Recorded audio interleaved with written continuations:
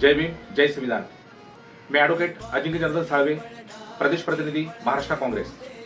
दिनांक 21/10/2025 रोजी माझी भारतीय राष्ट्रीय काँग्रेस अनुसूचित जाती विभाग कल्याण डोंबिवली जिल्हाध्यक्षपदी नियुक्ती झाली।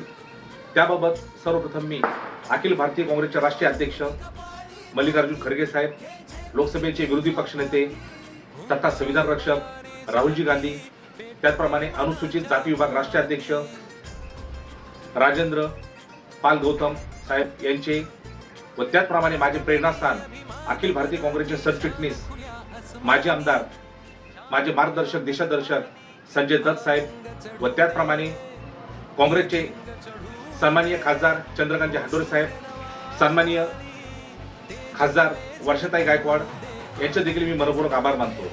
त्याचप्रमाणे महाराष्ट्र प्रदेश काँग्रेसचे प्रदेशाध्यक्ष हर्षवर्धन सपकाळ साहेब, अनुसूचित जाती विभाग प्रदेशाध्यक्ष सिद्धार्थ टेंबरे साहेब, काँग्रेसच्या महिला प्रदेशाध्यक्ष संध्याताई सवालाखे मॅडम, त्याचप्रमाणे बहुजनांना वंचितांना न्याय मिळवून देण्यासाठी सदैव प्रयत्नशील असणारे महाराष्ट्र प्रदेश काँग्रेसचे जनरल सेक्रेटरी ब्रिज किशोर दत्त, तसेच कल्याण डोंबिवली महानगरपालिकेत सभागृह नेता, गट नेता, विरोधी पक्षनेता अशी विविध पदे भूषवून ज्यांनी आपला कामाचा ठसा उमटवला असे आमचे काँग्रेसचे जिल्हाध्यक्ष सचिनजी पोटे व त्याचप्रमाणे कल्याण डोंबिवली काँग्रेसचे कार्याध्यक्ष सर्वांचा लाडका भाऊ म्हणजे राजा भाऊ पाटकर अशी ज्यांनी सर्वांच्या हृदयात स्थान मिळवले त्यांचं देखील मनपूर्वक आभार मानतो।